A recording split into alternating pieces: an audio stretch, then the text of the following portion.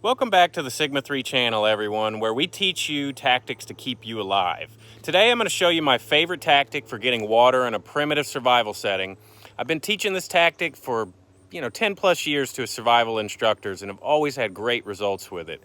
The sip well, as it's commonly referred to, is one of the simplest water procurement techniques and can be done almost anywhere in the world. This is my go-to tactic for when I didn't bring my water filter and I'm desperately in need of hydration. So hang with me and I'll walk you through the process.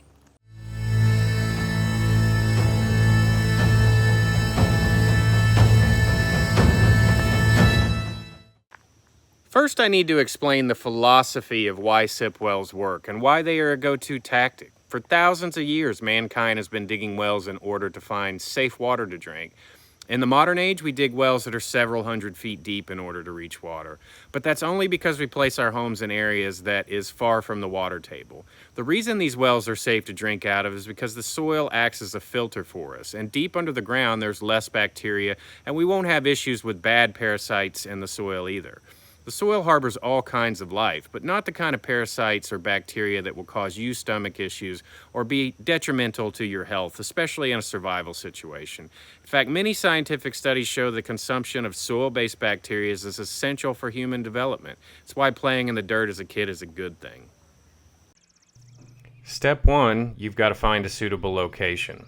When scouting, you need to find an existing body of water and then find a suitable area next to the water source that has diggable soil. You don't want rocky, sandy, or shaly type soil.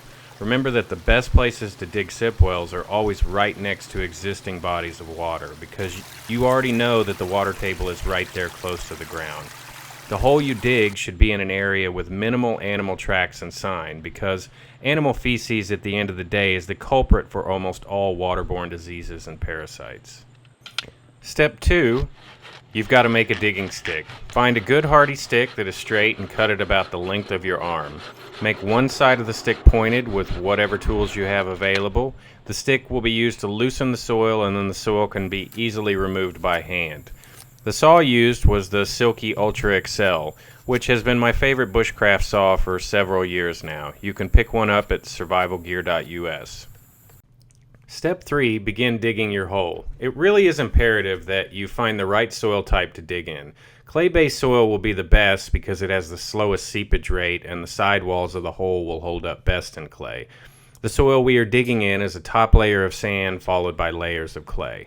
Almost any soil type will work as long as it isn't super rocky, sandy, or full of shale. If you dig in sand or shale, the whole sidewalls will just keep collapsing and you won't be able to actually get a hole. You'll get a shallow impression instead. Remember to always remove the top soil layer, as that is where the majority of microbes are contained, the bad ones anyway, and you absolutely don't want the topsoil falling into your hole. When digging your hole, make sure that you dig well past the water table so that there is room for sediment at the bottom to settle out.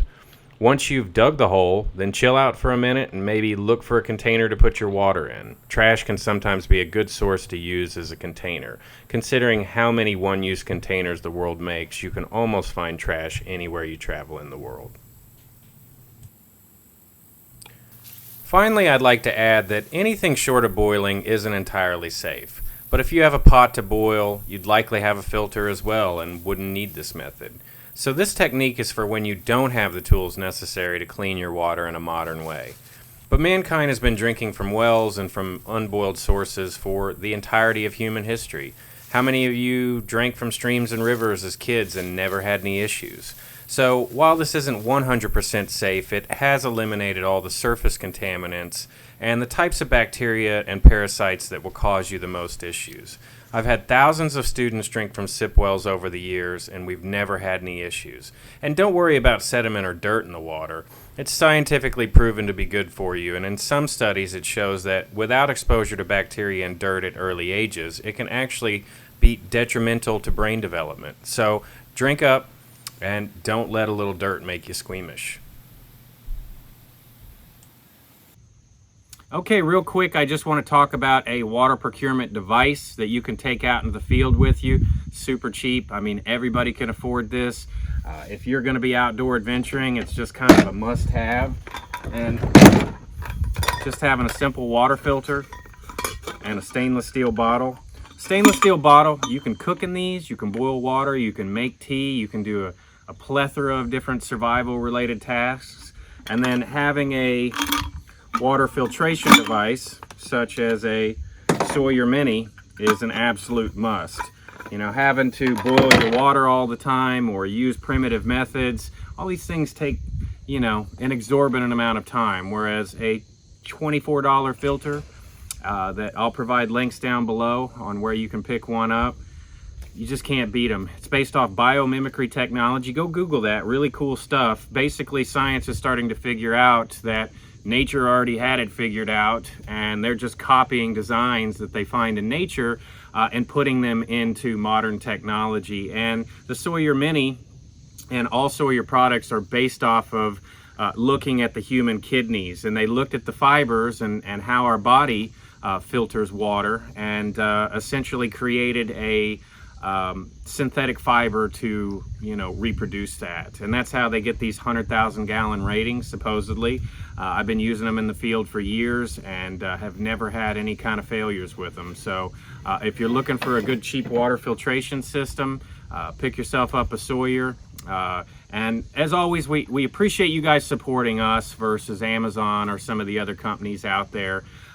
You know, survivalgear.us, we got all kinds of cool stuff on there, so go check it out. And we thank you for your support as always. Sigma 3 out.